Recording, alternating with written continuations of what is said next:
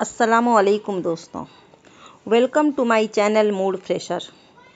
आज हम सुनेंगे एक नई नॉवेल दिसंबर लौट आना तुम। इसके राइटर हैं नासिर हुसैन साहब। ये नॉवेल मैं बहुत पहले रीड कर चुकी हूँ, मुझे बहुत अच्छी लगी। आप भी सुने, उम्मीद है आपको भी अच्छी लगेगी। अच्छी लगे तो वीडियो को लाइक और शेयर ज़रूर करें और आने वाली तमाम एपिसोड्स की जानकारी के लिए मेरे इस मूड फ्रेशर चैनल को सब्सक्राइब करके बेल आइकन को प्रेस करें। तो चलिए सुनते हैं एक नई नॉवेल दिसंबर लौट आना तुम। मैं लंदन जाना चाहती हूँ अम्मी। अम्मारा बेगम के माथे पर बल पड़े। वो फटी हुई निगाहों से उसे देखने लगी। पागल तो नहीं हो गई आयत? ये किस तरह की बातें कर रही है? उन्होंने बेयकीनी से पूछा।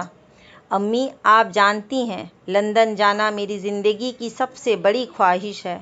वो आजिज़ी वाले अंदाज में अम्मारा बेगम का हाथ पकड़कर बोली। हवा के तेज झोंके से बंद खिड़की खुल गई। ठंडी हवा का झोंका रास्ता बनाता हुआ अंदर दाखिल हुआ। तू जानती है ये मुमकिन नहीं है और इंसान की हजारों ख्वाहिशात होती हैं। हर ख्वाहिश पूरी हो ऐसा ज़रूरी नहीं। जो पूरी होती है उसे ज़िंदगी कहते हैं, ख्वाहिशात नहीं। वो अपना हाथ छुड़ाकर खफगी से बोली। आपने एक बार मुझसे वादा किया था, वो रुहासी होते हुए बोली। वो वादा मैंने तुम्हें सिर्फ बहलाने के लिए कहा था, वो कोई बाकायदा वादा नहीं था। तुम समझती क्यों नहीं? ये नामुमकिन है। कुछ भी नामुमकिन नहीं होता मम्मा। हम इंसान हर शय को नामुमकिन बना देते हैं। वैसे भी ये कोई इतनी बड़ी बात नहीं है। इतनी बड़ी बात नहीं है? अम्मारा बेगम ने खफगी से उसे देखा। आयत, तू इस्लामाबाद से कराची जाने की बात नहीं कर रही, पाकिस्तान से लंदन जाने की बात कर रही है। और तुम्हें अच्छी तरह मालूम है ऐसा नहीं हो सकता। फिर भी बेकार में मुझसे बहस किए जा रही है। अम्मी, वालिदैन तो अपनी औलाद की ख्वाहिशात पूरी करने के लिए क्या कुछ नहीं करते। आप सिर्फ मुझे इजाज़त नहीं दे सकती? वो भर्राई हुई आवाज़ में बोली। इजाज़त मैंने नहीं देना, इजाज़त तेरे अब्बू ने देना है और वो कभी नहीं देंगे। तो आप मनाओ ना उन्हें। वो उनका हाथ पकड़कर पुरउम्मीद अंदाज में बोली। होश में तो है? वो मुझे दो बातें सुनाकर चुप करा देंगे। पता तो है ना तुम्हें वो कितने दकियानूसी ख्यालात के हैं। मुझे यकीन है अम्मी, आप उन्हें कायल कर लेंगी। ये कोई इतना बड़ा मसला नहीं है। मेरी सारी फ्रेंड्स जा रही हैं। सिर्फ 1 साल की ही तो बात है। आप लोगों ने मुझे इजाज़त नहीं दी तो मेरा फ्यूचर बर्बाद हो जाएगा। और अगर आप लोगों ने मेरे साथ ऐसा ही करना था तो अब तक मुझे इतनी तालीम क्यों दिलवाई? वो नाराज़ होते हुए बोली। यही हमारी सबसे बड़ी गलती थी। ना तुझे शहर में तालीम के लिए भिजवाते और ना ही तुम इतने ऊंचे ख्वाब देखती। दुनिया क्या कहेगी, ज़माना क्या कहेगा? हमारे ख़ानदान में तो दूर पूरे गांव में लड़की तो क्या कोई लड़का भी लंदन नहीं गया और तुम 7 समंदर पार करके उस अजनबी मुल्क को जाना चाहती हो। और दुनिया वाले भी क्या सोचेंगे? अकेली बेटी को भेज दिया मुल्क से बाहर।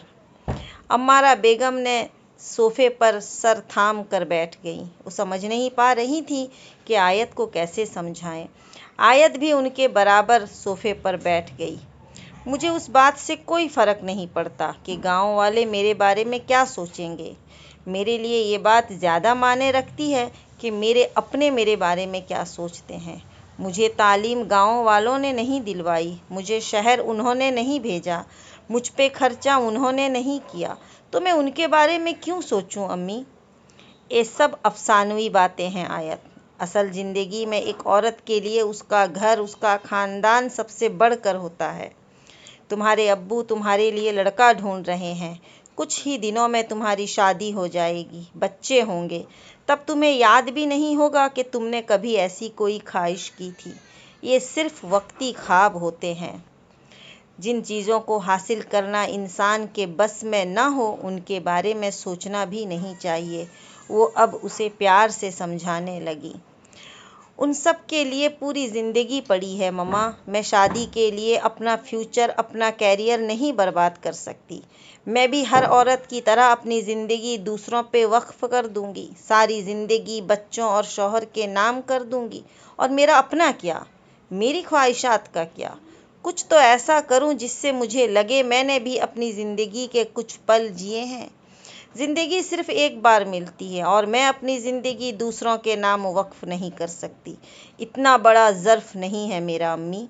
बस ज़िंदगी के कुछ पल, फिर मिलें ना मिलें, ये मौका फिर हाथ आए या ना आए, इसलिए मैं इन लम्हों को गंवाना नहीं चाहती। वो ख्वाबों ख्यालों में खो गई। इतना पढ़ लिख कर क्या करना है तूने? सब कुछ तो है तुम्हारे पास, उसकी माँ ने उसे टोका।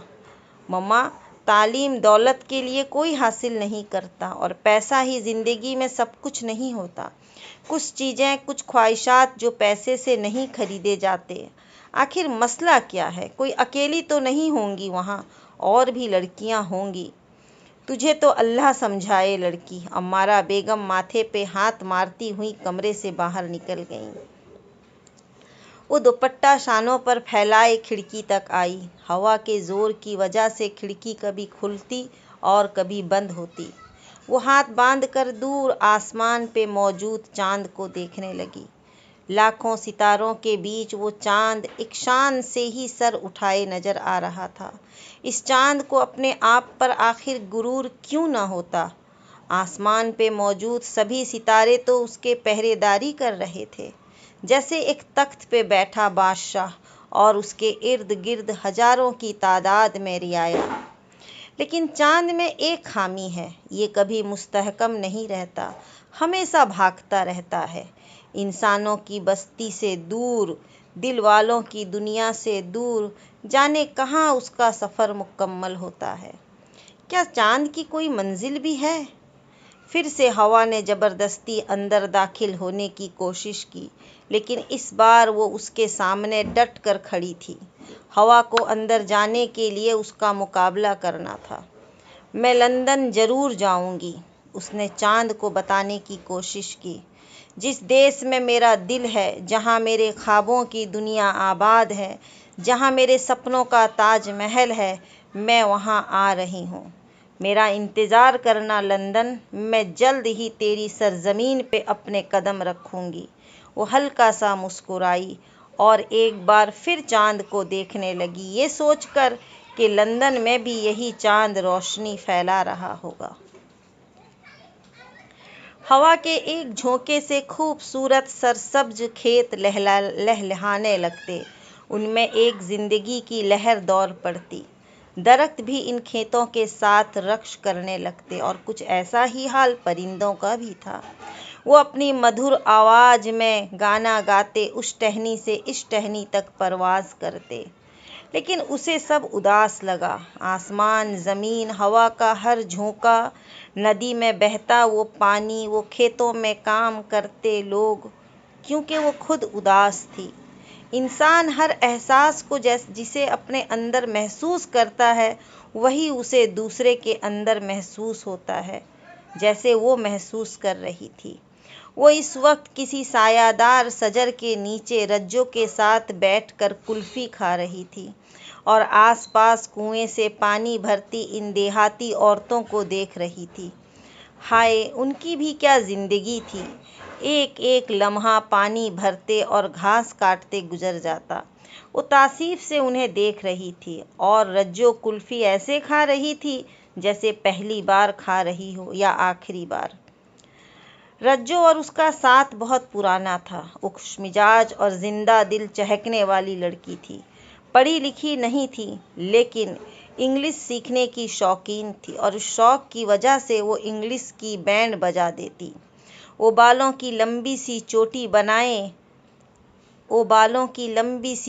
बनाए रखती और पंजाबियों की तरह खुली सलवार और तंग कमीज पहनती, अलबत्ता दुपट्टे से बेनियाज। ओए, तेरा क्या बना आयत? रज्जो की आवाज़ पे वो चौंकी और निगाहें इन औरतों से हटाकर रज्जो की तरफ फेर ली। क्या? उसने सुना नहीं था।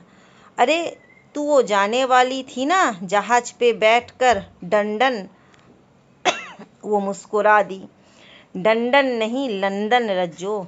अभी पता नहीं क्या होगा, अम्मी ने बात की भी है या नहीं, वो अफसरदगी से बोली। वहाँ जाना तेरी बड़ी ख्वाहिश है क्या? रज्जो ने तजज्जुस से पूछा। हाँ, बड़ी से भी बड़ी ख्वाहिश। और अगर तू न जा सकी तो? रज्जो ने कुल्फी का आखिरी हिस्सा मुंह में डाला। तो मैं मर जाऊंगी। रज्जो मुंह पे हाथ रखकर हैरानी से उसे देखा। हाय रब्बा, ऐसा क्या है वहाँ? कहीं तेरा दिल तो वहाँ किसी पे नहीं आया? चुप कर, बकवास मत कर, ऐसा कुछ भी नहीं। मैं बस पढ़ना चाहती हूँ, वो खफगी से बोली और दरख्त के मुंडेर से खड़ी हो गई और आहिस्ता आहिस्ता चलने लगी। रज्जो भी जंप खाकर उसके साथ चलने लगी। और अगर वहाँ तुझे तेरे सपनों का शहजादा मिल गया तो वापस कभी नहीं आएगी क्या? उसने रज्जो को घूर कर देखा। ऐसा कुछ भी नहीं होता, ये सब फिल्मी बातें हैं रज्जो, और मैं वहाँ सिर्फ पढ़ने के लिए जाना चाहती हूँ। काश मैं कोई परिंदा होती तो उड़कर पहुँच जाती। उसने खेत से घास का एक तीला खींचा। रज्जो कुछ नहीं बोली। वो दोनों आहिस्ता आहिस्ता चलती हुई घर की तरफ जा रही थी। वैसे भी वो काफ़ी दूर निकल आई थी। हवा बदस्तूर तेज तेज चल रहा था। बच्चे दरख्तों के ऊपर बंदरों की तरह चढ़ रहे थे। कुछ बच्चे पास नदी में नहा रहे थे। वहाँ की मकामी औरतें घास काटने में मसरूफ़ थीं। वो मंज़र देखने में बहुत खूबसूरत था, लेकिन महसूस करने में वो काफ़ी तकलीफ़दा था। जो नज़ारा उसकी आँखों को खूबसूरत लग रहा था, वहाँ काम करती औरतों के लिए एक तकलीफ़ था जिससे वो जल्द ही जान छुड़ाना चाहती थी। हाय रब्बा, चूड़ियाँ! रज्जो चिल्लाई। उसने चौंक कर पहले रज्जो को, फिर चूड़ियों के ठेले को देखा। वो बेअख्तियार मुस्कुरा दी। चूड़ियों को देखकर रज्जो का हमेशा यही हाल होता था, और इस वक्त भी वो भागती हुई ठेले तक गई और रंग बिरंगी चूड़ियों को उलट पुलट कर देख रही थी। वो भी आहिस्ता से चलती हुई ठेले तक गई। उसे चूड़ियों का खास शौक नहीं था, इसलिए वो बस रज्जो को देख रही थी। लेकिन रज्जो के काफ़ी इसरार पर उसे चूड़ियाँ खरीदनी ही पड़ी। उसने पीले रंग की चूड़ियाँ हाथों में पहनी और रज्जो से उदा होकर घर की तरफ रवाना हो गई। लेकिन अचानक चलते चलते उसने महसूस किया जैसे कोई उसे देख रहा हो। उसने रुक कर पीछे देखा, मगर कोई नहीं था। दाएं बाएं भी कोई नहीं था। वो सर झटक कर एक बार फिर से चलने लगी। उसे अपना वहम लगा। सामने एक बेरी का बहुत बड़ा दरख्त था, जिसके नीचे पानी की छोटी सी नदी। वो वहीं नदी के पास रुककर पाँव धोने लगी। वो पाँव धोने में मगन हो गई। फिर उसने हाथ मुंह धोए। पानी काफ़ी ठंड थी। अचानक किसी ने जैसे उसकी पीठ पर जोर से पत्थर मार दिया हो। वो करंट खाकर खड़ी हो गई। उसके मुंह से हल्की चीख बरामद हुई। उसने पीछे मुड़कर देखा, मगर दूर दूर तक कोई नहीं था। दाएं बाएं भी, आस पास भी कोई नहीं था। तो फिर उसने नीचे पड़े हुए पत्थर को देखा, लेकिन वो पत्थर नहीं था, किसी अखबार को गोल करके लपटा गया था।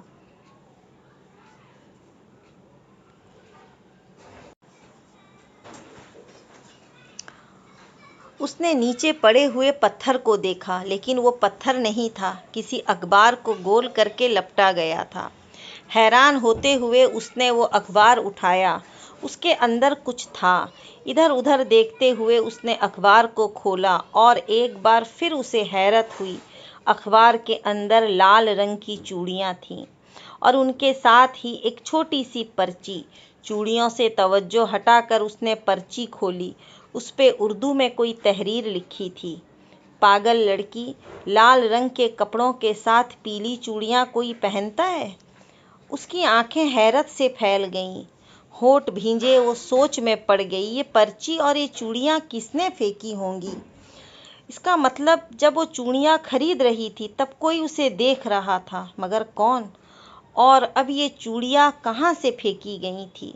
किस तरफ से आईं ये चूड़ियाँ? चारों तरफ कोई नहीं था। उस पे हैरतों के पहाड़ टूट रहे थे। ऐसा पहली मर्तबा हुआ था उसकी ज़िंदगी में। वो बर्फ बन चुकी थी। सोच सोच के भी वो कुछ समझ नहीं पा रही थी, लेकिन कुछ तो था जो नज़र नहीं आ रहा था। वो ये भी नहीं सोच सकती थी कि ये सब किसी और के लिए था और गलतफहमी के बिना पे उसे मिल गया, क्योंकि लाल रंग के कपड़े और पीली चूड़ियाँ उसने ही पहन रखी थी। कोई उसका पीछा क्यों कर रहा था, और सबसे बड़ी बात, ये कहाँ से फेंकी गई थी, क्योंकि चारों तरफ दूर दूर तक कोई नहीं था। और अगर कोई दूर था भी तो वो इतनी दूर से निशाना नहीं लगा सकता था। अगर वो पढ़ी लिखी ना होती तो ये सोचती ये सब किसी जिन भूत का काम है, लेकिन अब वो ऐसा भी नहीं सोच सकती थी। दिमाग काम करना छोड़ रहा था। जो भी है भाड़ में जाए। वो जब सोचने में नाकाम हुई तो गुस्से से बड़बड़ाई। वो चूड़ियाँ उसने गुस्से से नदी में फेंक दी और घर की तरफ रवाना हो गई। रात के वक्त वो खिड़की के सामने बैठी थी। उसके हाथ में एक नॉवेल था। वो पूरे ध्यान के साथ नॉवेल पढ़ रही थी जब उसकी बड़ी बहन उर्वा अंदर आई। उसके हाथों में एक ट्रे था। वो उसके लिए खाना लेकर आई थी। रात का खाना वो दोनों अक्सर कमरे में खाती थी। उर्वा ने खूंखार नज़रों से उसे और उसके नॉवेल को देखा। उसे याद था ये नॉवेल वो काफ़ी अरसा पहले खरीद लाई थी और उसके बाद वो हमेशा एक ही नॉवेल में खोई रहती। उसके औराक बोशीदा हो चुके थे, जल्द भी काफ़ी पुरानी हो चुकी थी, लेकिन आयत जैसे इस नॉवेल से इश्क करती थी। दरअसल वो नॉवेल से नहीं, नॉवेल के हीरो को पसंद करती थी। वो अक्सर इस हीरो का जिक्र उसके सामने करती थी। उसकी आंखें ऐसी हैं, उसका अंदाज ऐसा है। ये सब करते हुए उसे अपनी छोटी बहन अहमक तरीन लड़की लगती। आयत, इस नॉवेल को बंद करो और आकर खाना खाओ, उसने गुस्से से आयत को टोक दिया। वो गहरी सांस लेकर बेबसी से मुस्कुराई, जैसे ये काफ़ी मुश्किल काम हो। फिर नॉवेल को दराज में रख कर बेड पर आई। तुम पागल हो क्या? तुम्हें मालूम है इस नॉवेल में जो हीरो है वो तुम्हें नहीं मिलेगा, बल्कि वो तो कहीं भी नहीं मिलेगा। वो महज एक फर्जी किरदार है, फिर भी तुम उसे पसंद करती हो। उर्वा ने उसे झिड़क दिया। वो अब चावलों का चम्मच मुंह में डाल रही थी। कुछ भी नामुमकिन नहीं है। अगर किसी को सच्चे दिल से चाहो तो वो ज़रूर मिलेगा। उर्वा ने उसे घूर कर देखा। इस वक्त वो अहमकों की मलका लग रही थी। अम्मी ने अब्बू से बात कर ली क्या? वो मौजू तब्दील करते हुए बोली। किस बारे में? मेरे लंदन जाने के बारे में। नहीं, और मुझे नहीं लगता कि वो करेंगी, और कर भी लिया तो अब्बू कभी नहीं मानेंगे। लंदन जाने का ख्वाब छोड़ दो, उर्वा ने उसे मशवरा दिया। नहीं, ऐसा कभी नहीं हो सकता, वो हठधर्मी से बोली। तो क्या करोगी तुम? जो चीज़ नामुमकिन है वो तुम मुमकिन नहीं बना सकती। अब्बू जमाते इस्लामी के इतने बड़े रकन हैं, यूं अकेले बेटी को लंदन भेज दें? ऐसा हो ही नहीं सकता। और वो तुम्हारे लिए लड़का भी ढूंढ रहे हैं। जल्द तुम्हारी शादी हो जाएगी। और आयत ने गुस्से से उसकी बात काट दी। शादी के अलावा भी एक ज़िंदगी है, और इन सब चीज़ों के लिए पूरी ज़िंदगी है। यूं अपने आप को शादी के बंधन में बांध कर मैं अपनी लाइफ बर्बाद हरगिज़ नहीं करूँगी। मैं किसी के उसूलों के लिए अपनी फ्यूचर ख़राब नहीं करूँगी। ज़िंदगी में ऐसे मौके बार बार नहीं आते। चाहे कुछ भी हो जाए, लंदन तो मैं जाकर ही रहूँगी। कोई मन मुझे नहीं रोक सकेगा। वो गुस्से में खाना नहीं खा रही थी। उर्वा उसे तासीफ और बेबसी से देखती रह गई। आसमान स्याह था, और स्याह उसके लिए था क्योंकि बादलों की चादर ने आसमान को लपेट रखा था। वो खिड़की के पास बैठकर बाहर के नज़ारे को देख रही थी। हाथों में जो उर्दू नॉवेल था वो उसकी तवज्जो का मुंतजिर था, मगर वो बैठे बैठे जाने कहाँ खो गई। वो चौंकी तो तब जब उसने दरवाज़ा खुलने की आवाज़ सुनी। उसकी अम्मी आकर उसके सामने सोफे पर बैठीं। उनका अंदाज ऐसा था जैसे कुछ कहना चाह रही हों, लेकिन कह नहीं पा रही थी। वो शायद कोई तमहीद सोच रही थी। आयत खामोशी से उन्हें देखे गई, फिर उसने ही उनकी ये मुश्किल आसान कर दी। क्या बात है अम्मी, कुछ कहना चाहती हैं आप? और इसी बात से उन्हें हौसला मिला। देख आयत बेटा, जो बात मैं तुमसे कहने जा रही हूँ उस पे कोई तमाशा मत खड़ा करना। ऐसा क्या कहने वाली हैं? उसने सोचा। अम्मारा बेगम कुछ पल खामोश रहीं, ये सोचने के लिए कैसे बात शुरू करें। वैसे उनकी 2 बेटियां थीं, लेकिन आयत से वो बहुत ज़्यादा मोहब्बत करती थी। उसकी वजह वो खुद थी, थोड़ी शरारती, थोड़ी जज्बाती और थोड़ी नर्म दिल। उनकी दूसरी बेटी उर्वा थी, जो खामोश और तहम्मुल मिजाज। वैसे तो माँ बाप के लिए हर औलाद खूबसूरत होती है, लेकिन आयत की बात ही कुछ और थी। वो सिर्फ अपनी माँ के लिए ही नहीं, सबके लिए पुरकशिश थी। पता है, आज तुम्हारे अब्बू एक लड़के की बात कर रहे थे।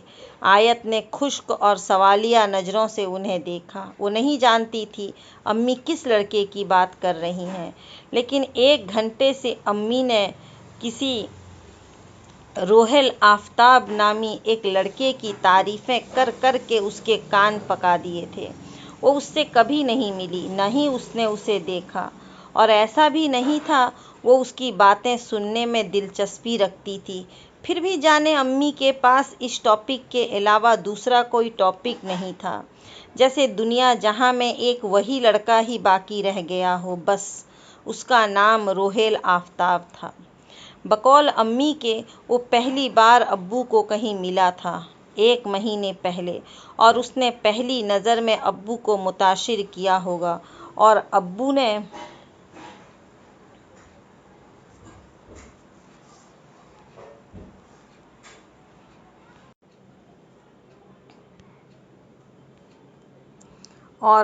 ने ये बात अम्मी तक पहुंचाई, और अम्मी उसके कानों में उंडेलने की कोशिश कर रही थी, लेकिन उसके कानों में कहाँ जूं रेंगने वाली थी।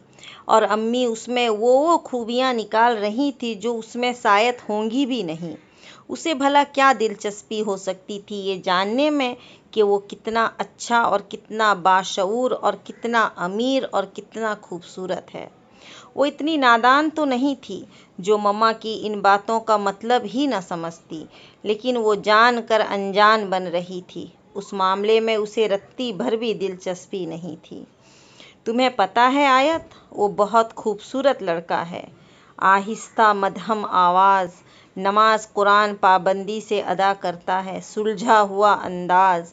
वो आज के लड़कों से बहुत मुख्तलिफ है और बहुत मजहबी भी है। और तो और, तुम्हारे अब्बा बता रहे थे वो हाफिज़े कुरान भी है। मम्मा जाने कहाँ खो गईं, और वो उन्हें ये कभी बाज नहीं आएंगी वाली निगाहों से देखने लगी, मगर बोली कुछ नहीं। एक बार अम्मी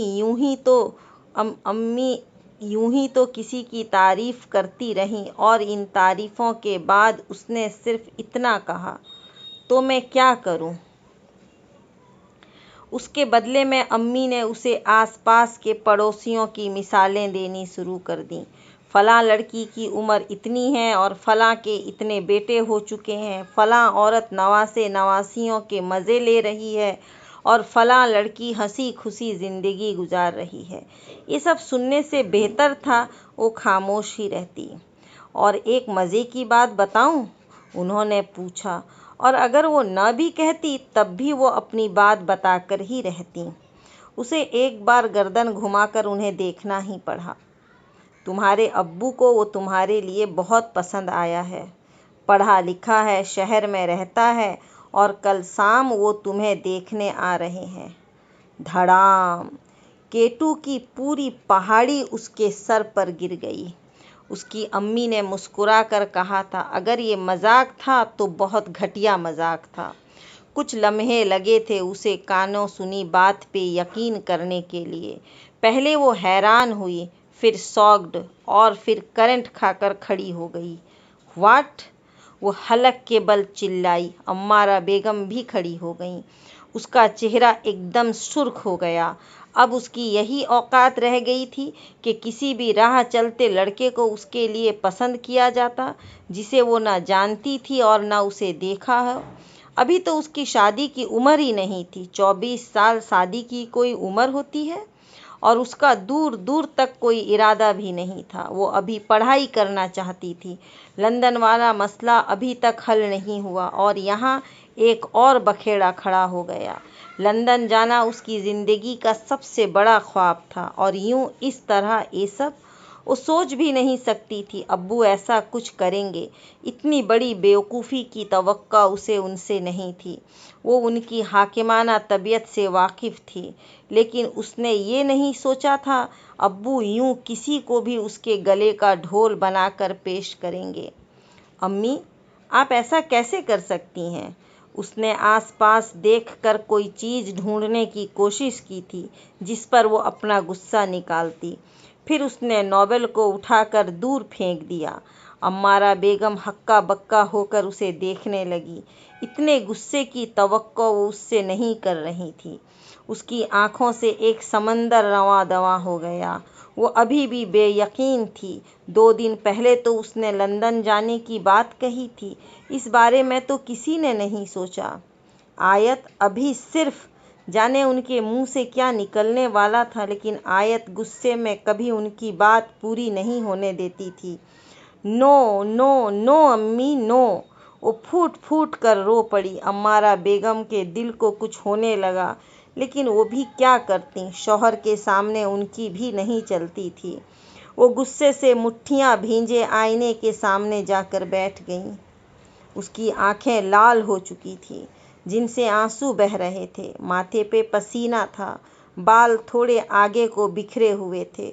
वो एक टक बिना पलकें झपकाए आईने में अपने अक्स को देखे जा रही थी। फिर उसने आईने के सामने रखा हुआ वो आखिरी खूबसूरत जापानी क्लॉक भी जोर से दीवार पर दे मारा। एक छनक की आवाज़ पूरे कमरे में गूंज उठी और वो क्लॉक कई हिस्सों में तकसीम होकर इधर उधर फैल गया। कुछ लम्हे वो यूं ही खड़ी उसे देखती रही और उसके पास चली आईं। उन्होंने उसके सर पे हाथ रखकर बड़ी मोहब्बत से उसे देखा, मगर वो उन्हें नहीं, गुस्से से आईने को देखे जा रही थी। आयत, आयत मेरी बात सुनो। वो उसका चेहरा अपनी तरफ घुमाकर बोली।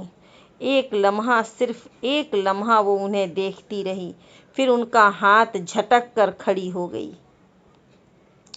चली जाएं यहाँ से मम्मा, वो जैसे बहुत जब्त करके बोली थी। अगर वो उसकी माँ न होती तो यकीनन वो चिल्लाकर गेट लॉस्ट कह देती, मगर रिश्ते इंसान को कमज़ोर बना देते हैं। दिल को उनके सामने झुकना पड़ता है। लेकिन मैंने कहा चली जाएं यहाँ से। आप मुझसे ज़रा भी प्यार नहीं करती। आपको अपनी उस बेटी से बिल्कुल मोहब्बत नहीं है। उसकी आवाज़ में बला का दुख था और आज तो तकलीफ़ की वजह भी ज़्यादा थी। अम्मारा बेगम का दिल तड़प उठा। मैंने कुछ नहीं किया आयत, ये सब तुम्हारे अब्बू ने किया है और तुम जानती हो मैं तुमसे कितना प्यार करती हूँ। वो बेबसी से बोली। ये प्यार करती हैं आप? वो फट पड़ी। आप लोग मेरी ज़िंदगी बर्बाद कर देना चाहते हो। यूं कैरियर के आखिरी स्टेज पे लाकर आप सब खत्म कर देना चाहती हैं।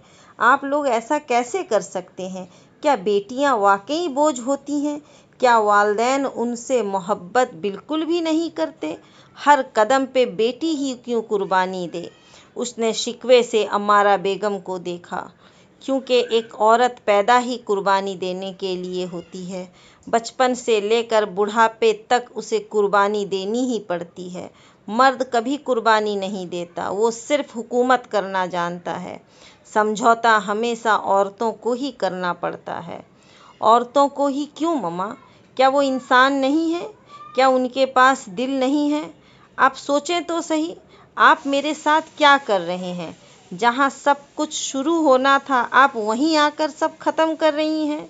यूं किसी भी राह चलते लड़के को आप लोग कैसे मेरे लिए मुंतखब कर सकते हैं? पसंद की जीवन साथी का इंतखाब तो इस्लाम में भी दिया गया है।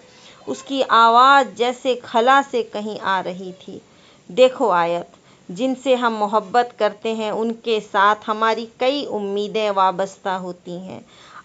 हम उन पे अपना हक समझते हैं। हम उन्हें अच्छी चीज़ें इसलिए भी देना चाह रहे होते हैं ताकि वो किसी गलत शय की तमन्ना ना करें। और वालिदैन कभी अपनी औलाद का बुरा नहीं चाह सकते। तुम जानती हो, हर माँ बाप की तरह हमारी भी तमन्ना है तुम्हें दुल्हन बने देखें। अगर हमने ऐसी कोई ख्वाहिश की भी है तो इसमें गलत क्या है? क्या एक माँ बाप को इतना भी हक नहीं है कि वो अपने बच्चे के लिए जीवन साथी का इंतखाब करें? वो आहिस्ता आवाज़ में बोली। उनकी आवाज़ में नमी थी। आयत उन्हें देखे जा रही थी। ऐसा कैसे हो सकता है? कोई बाप ऐसा कैसे कर सकता है? मिल्कियत और मोहब्बत अपनी जगह, लेकिन यूं उसे ज़िंदगी के सबसे बड़े फैसले से दस्तबरदार कर देना, ये कहाँ का इंसाफ था? जो तारीफ वो उन्हें समझा रही थी वो बिल्कुल भी समझ नहीं पा रही थी। मैं तो सिर्फ इतना चाहती हूँ कि तुम्हारी जीवन साथी बहुत अच्छा हो, जैसी तुम हो। और यकीन जानो, तुम्हारे अब्बू कह रहे थे, उस जैसा लड़का तुम्हें पूरी दुनिया में कहीं नहीं मिलेगा। उफ, फिर से वही लड़का, वही शादी। यहाँ ये बात माने नहीं रखता। मैं सबसे पहले लंदन जाना चाहती हूँ, उसके बाद ही कुछ सोचूंगी इन झमेलों के बारे में। उसने खामोशी से अपनी माँ को देखा। सेकंड के 1000वें हिस्से में एक ख्याल बिजली की तरह उसके दिमाग में कूदा और उसने अपने आंसू साफ करके मम्मा के हाथ पे रखा। आप और अब्बू जो चाहते हैं वही होगा। लेकिन वो उनके हाथों को मजबूती से दबाते हुए बोली। लेकिन अम्मारा बेगम ने सवालिया निगाहों से उसे देखा। लेकिन मेरी एक शर्त है अम्मी, वो उनकी गोद में सर रखकर काफ़ी देर बाद बोली। अम्मारा बेगम ने उसे देखा और उनकी गोद से सर उठाकर उसकी आंखों में देखने लगी। मुझे लंदन जाना है। अम्मारा बेगम के चेहरे पर एक रंग आया। काफ़ी देर तक वो खामोशी से उसे देखती रहीं।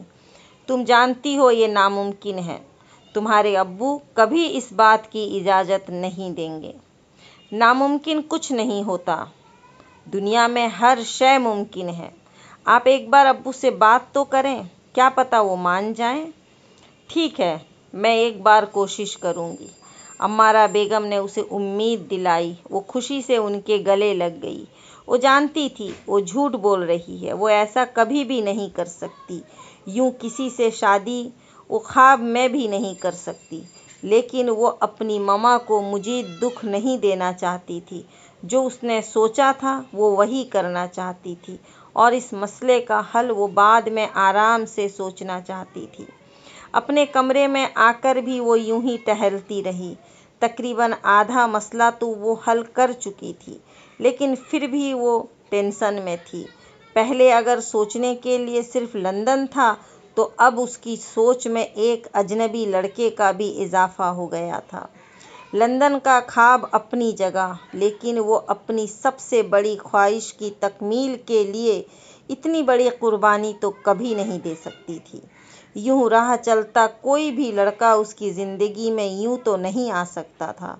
अपनी ज़िंदगी और अपने जीवन साथी को लेकर हर इंसान के दिल में कई ख्वाब होते हैं। उसका सर दर्द से फटा जा रहा था। वो सर थाम कर जैसे बेबस हो गई और सोफे पे बैठ गई। थोड़ी देर पहले तक वो बिल्कुल पुरसुकून थी, लेकिन आने वाले कुछ लम्हे, कुछ घड़ियां इंसान की ज़िंदगी को कहां से कहां ले जाते हैं। अचानक उसके दिमाग में एक ख्याल बिजली की तरह आया। गो के ये काम काफ़ी हद तक रिस्की था, लेकिन उसके अलावा कोई दूसरा रास्ता भी न था।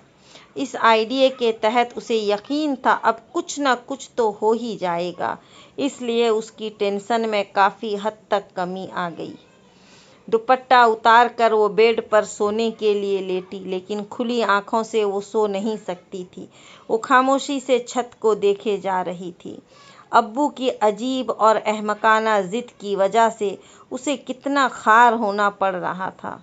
पापा से टक्कर लेने का वो सोच भी नहीं सकती थी। वो काफ़ी गुस्सैले और सख्त थे, मगर उस सब के बावजूद भी वो किसी भी लड़के को शादी के लिए मुंतखब नहीं कर सकती थी। अब उसे कोई ऐसा तरीका निकालना था जिससे सांप भी मर जाता और लाठी भी न टूटती। शाम का वक्त था। आयत ने मोबाइल चार्जिंग से निकाल कर वक्त देखा। शाम के 5 बज रहे थे। इस वक्त अब्बू यकीनन नमाज पे गए होंगे। यही सही मौका था अपने काम को सर अंजाम देने का। वो जो कल से सोच रही थी, उस काम को करने का वक्त आ चुका था। लेकिन ये काम काफ़ी रिस्की था, कुछ भी हो सकता था, मगर ज़िंदगी में कभी न कभी तो रिस्क लेना ही पड़ता है। वो अपने कमरे से बाहर निकल आई। सामने उसे ममा दिखाई दी, जो सोफे पे बैठकर टीवी पे कोई इस्लामी प्रोग्राम देख रही थी। उसे ममा को किसी काम में मसरूफ़ करना था, तभी वो अपना काम आसानी से कर सकती थी। वो सोफे पे उनके बराबर आकर बैठ गई। क्या देख रही हैं आप अम्मी? सवाल बेतुका था, लेकिन बात शुरू करने के लिए उससे बेहतर जुमला उसे नहीं मिल सकता था। बस यूं ही। उसकी ममा ने रिमोट रखकर उसे गौर से देखा। उर्वा अप्पी कहाँ है? उसने अपनी बड़ी बहन का पूछा। वो नादिया के घर गई है। खैर तो है? अम्मारा बेगम को उसका ये अजीबो गरीब अंदाज देखकर तसवीस होने लगी। जी अम्मी। अच्छा अम्मी, आज मौसम काफ़ी अच्छा है ना, तो क्यों ना आप मेरे लिए बिरयानी बनाएं? ये अचानक बिरयानी का ख्याल कैसे आया तुम्हारे दिल में? बस वैसे ही, प्लीज़ बना देना। अम्मारा बेगम गहरी सांस लेकर किचन में चली गईं और उसने भी इत्मीनान का सांस लिया और भागती हुई अब्बू के कमरे में गई। उनका मोबाइल इस वक्त कमरे में ही होता था। वो नमाज पे जाने से पहले मोबाइल चार्जिंग पे लगा कर जाते थे। उसने दरवाज़ा बंद करके मोबाइल को चार्जिंग से निकाल कर बेड पर बैठ गई। कॉन्टैक्ट ओपन करके वो रोहेल आफ्ताब का नंबर ढूंढने लगी और जल्द ही उसने वो नंबर हासिल कर लिया। फिर वो नंबर अपने मोबाइल पर नोट करने लगी। उसने घबरा कर दरवाजे की तरफ देखा और मोबाइल चार्जिंग पे लगाकर कमरे से बाहर निकलकर अपने कमरे में आ गई। सबसे पहले उसने इस नंबर पे एसएमएस किया, जिसमें उसने सिर्फ सलाम लिखा। उसने जवाब का इंतज़ार किया, जो आधे घंटे बाद मिला। वालेकुम अस्सलाम। कौन? उसने मैसेज को पढ़ा और उसका रिप्लाई लिखने लगी। I am Ayat and I want to meet you. मैं आयत हूँ और तुमसे मिलना चाहती हूँ। दूसरी तरफ से जवाब आया, जो काफ़ी देर बाद आया था। व्हाई? वो झंझलाहट का शिकार होने लगी। उसका मतलब वो उसे जानता था, इसलिए उसने ये नहीं पूछा कि कौन आयत। फिर उसे वो चूड़ियाँ याद आईं। अब सारी बात वो समझ चुकी थी। ज़रूर उस लड़के ने कहीं उसे देखा होगा और पसंद किया। फिर वो अब्बू को मुताशिर करने के लिए उनका मनपसंद रूप धारने लगा। और उस दिन वो चूड़ियाँ भी उसी ने ही फेंकी थी, मगर कहाँ से फेंकी गई थी, ये समझना उसकी सोच से बाहर था। वो जो भी था, उसके लिए वो अपने दिल में गुस्सा महसूस करने लगी थी। कल सुबह 10 बजे सिटी पार्क में तुम्हारा वेट करूँगी, आ जाना। धड़कन की रफ्तार बेकाबू थी। उसे डर था कि कहीं किसी को पता न चल जाए। वाई का जवाब तुम्हें वहीं मिलेगा। बाय। ओके। उसने एक माथे पे आया पसीना साफ किया। एक काम तो वो कर चुकी थी, अब जाने आगे क्या होना था। जो वो सोच रही थी वो मुमकिन था भी या नहीं, लेकिन कल की कल देखी जाएगी, उसने सोचा। नीले आसमान की चादर तले दूर दूर तक फैला वो खूबसूरत पहाड़ी इलाका, जो कुदरती हुस्न से माला माल था। बर्फ़ की खूबसूरत सफ़ेद चादर से ढके वो पहाड़ और उनके दरमियान दरख्त इस इलाके की खूबसूरती में चार चांद लगा रहे थे। वो गोया ज़मीन में एक जन्नत का टुकड़ा था। खूबसूरत पानी के आबशार, सुबह सुबह परिंदों की खूबसूरत चहचहाहट, आंखों में रंग भर देने वाला वो इलाका, दिल को मसहूर कर देने वाला वो मंजर। वो एक खूबसूरत सुबह थी जब आसमान को बादलों ने अपनी लपेट में ले रखा था, जो किसी भी पल इस पहाड़ी इलाके को भिगो सकते थे। ठंडी ठंडी हवा चल रही थी। इस इलाके में आबादी तकरीबन न होने के बराबर थी। ज़्यादा से ज़्यादा 40-50 घराने थे, वो भी एक दूसरे से इतने फासले पे कि सब के दरमियान एक दूरी हायल रहती। ये गांव शहर से काफ़ी दूर एक रोपोश इलाके में वाक़ई थी। यहाँ शहरों जैसी मसरूफ़ और मशीनी ज़िंदगी नहीं थी, सादा से लोगों की सादा सी ज़िंदगी। ऐसा नहीं था यहाँ के लोग जाहिल या गंवार थे, वो सभी निहायत सुलझे हुए और नए तरह से ज़िंदगी गुजारने वाले लोग थे। लेकिन फिर भी शहरी ज़िंदगी और उस ज़िंदगी में ज़मीन व आसमान का फ़र्क था। शायद यही वो फ़र्क उस इलाके को एक खूबसूरत गांव बना रहा था। और इसी गांव के ढलवान में वाकई वो खूबसूरत और बड़ी हवेली, जो 2 कैनाल के रकबे पर फैली हुई थी, जिसके चारों तरफ 4 फीट की दीवार थी।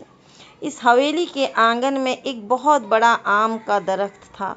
वैसे उमूमन ऐसे इलाकों में आम के दरख्त होते नहीं थे, लेकिन कई कई मकामात पर पाए जाते थे। इसी बड़े दरख्त की एक टहनी पे एक कोयल अपने खूबसूरत आवाज़ में कोई गाना गा रहा था, और भी कई परिंदे इस दरख्त के ऊपर अपना आशियाना बनाए हुए थे। और इस दरख्त की एक शाख पे बहुत बड़ा झूला बंधा हुआ था, और उस झूले पे एक 8 साल की खूबसूरत बच्ची बड़े मज़े से झूले झूल रही थी, हवा में उड़ते किसी परिंदे की तरह मुस्कुराती, दुनिया और गमों से बेखबर। वो ज़ोर ज़ोर से झूले लेने में मसरूफ़ थी, इतनी बेखबर थी कि उसे मालूम ही नहीं हो सका कि उसके पीछे कौन खड़ा शरारत से उसे देख रहा है। कई लम्हे वो उसे यूं ही देखता रहा। फिर वो 8 साल का शरारती लड़का चुपके से बिना कोई आवाज़ पैदा किए आम के दरख्त के ऊपर चढ़ गया। वो बच्ची अभी भी झूल रही है। उसने न किसी की आमद को महसूस किया और न ही महसूस कर सकती थी, क्योंकि वो इतने मगन अंदाज में झूले झूल रही थी। वो लड़का बिल्कुल इसी शाख पे जा पहुंचा जिससे झूला बंधा हुआ था। उसने आहिस्ता से जेब में हाथ डालकर छोटा सा चाकू निकाला और झूले की रस्सी काटने लगा। उसके नन्हे और शरीर हाथ बड़ी फुर्ती से रस्सी पे चल रहे थे। वो लड़की बेनियाज थी और कोई नगमा गुनगुनाते हुए बड़े मज़े से झूला झूल रही थी। नहीं जानती थी कि अगले लम्हे उसके साथ क्या होने वाला है। उस लड़के ने मुस्कुराते हुए एक आखिरी बार इस लड़की को देखा और अगले ही पल रस्सी टूटकर शाख से छलक गई और वो लड़की जोर से झूले खाते हुए उड़ती हुई मुंह के बल ज़मीन पे जा गिरी। एक दिलखराश चीख उसके मुंह से बरामद हुआ। हाय मैं मर गई, वो कराहते हुए बोली और उठने की कोशिश करने लगी। कपड़े सारे खराब हो गए, पाँव में भी हल्की सी ठेस का एहसास हुआ उसे। वो लड़का जोर जोर से कहकह लगाने लगा। उस लड़की ने कहकहा सुनकर पीछे देखा और फिर दरख्त के ऊपर वो बड़ी बेनियाजी से अमरूद खा रहा था और हंसते हुए उसे देख रहा था। वो कपड़े झाड़ते हुए खड़ी हुई। उसने गुस्से से मुट्ठियां भींज ली और आंखें निकाल कर उस लड़के को देखने लगी। ओए मोटे खोते दे पुत्तर, बिल्ली जैसी आंखों वाले, तेरी हिम्मत कैसे हुई रस्सी काटने की। उसने जोर से चिल्लाकर अपना गुस्सा निकालना चाहा, लेकिन उस लड़के पे जैसे बिल्कुल असर ही नहीं हुआ। दादी दादी, उस बच्ची ने जोर जोर से चिल्लाकर दादी को आवाज़ दी। अरे क्या मुसीबत है कमबख्त, अब कौन सी आफत आ गई, क्यों गला फाड़ फाड़ कर चिल्ला रही है। दादी लाठी संभालती बमुश्किल बाहर निकली। उसकी चीख सुनकर पूरा घर इकट्ठा हो गया। अम्मा, उरूज, जन्नत और दादी भी। ये देखें दादी, आपके लाडले ने क्या कर दिया।